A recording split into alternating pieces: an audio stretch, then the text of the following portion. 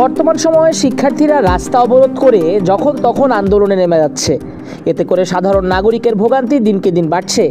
আইন শৃঙ্খলা বাহিনী, সামরিক বাহিনীর সদস্য, বিমানবন্দরগামী যাত্রী, রোগী নিয়ে চলাচলকারী অ্যাম্বুলেন্স, সেই সাথে বিভিন্ন মহলের ব্যক্তিরা পড়ছেন বিপাকে।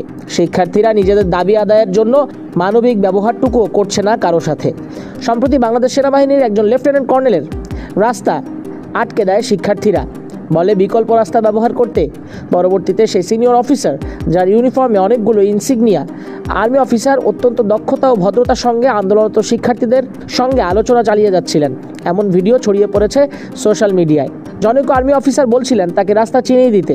তিনি নিজেই গাড়ি ড্রাইভ করছিলেন, যাচ্ছিলেন গন্তব্যে, কিন্তু পথিমধ্যে তাকে থামিয়ে দেন। এ নিয়ে সামাজিক যোগাযোগ মাধ্যমে আলোচনা সমালোচনা। একজন সম্মানিত সিনিয়র আর্মি অফিসারের সঙ্গে জনৈক শিক্ষার্থীদের এমন ব্যবহার কোনোভাবে মেনে নিতে পারছে না কেউ। ভালো শিক্ষার্থীরা কখনোই এমন করতে পারে না। তারা যদি শিক্ষিত হতো, তাদের যদি একটু বিবেক থাকতো, তারা সেই আর্মি পার্সনকে ওই পথেই যেতে দিতেন, রাস্তা আটকাতে পারতেন না। বাংলাদেশ আর্মি বাংলাদেশের গৌরব।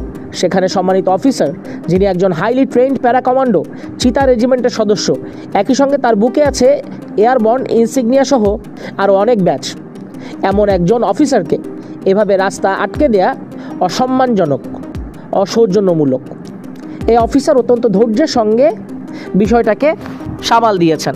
তিনি চাইলে তার ক্ষমতা দেখাতে পারতেন, কিন্তু সেটা না দেখিয়ে ছাত্রদের তিনি সম্মান জানিয়েছেন, শ্রদ্ধা করেছেন, তাদের সঙ্গে একমত হয়েছেন।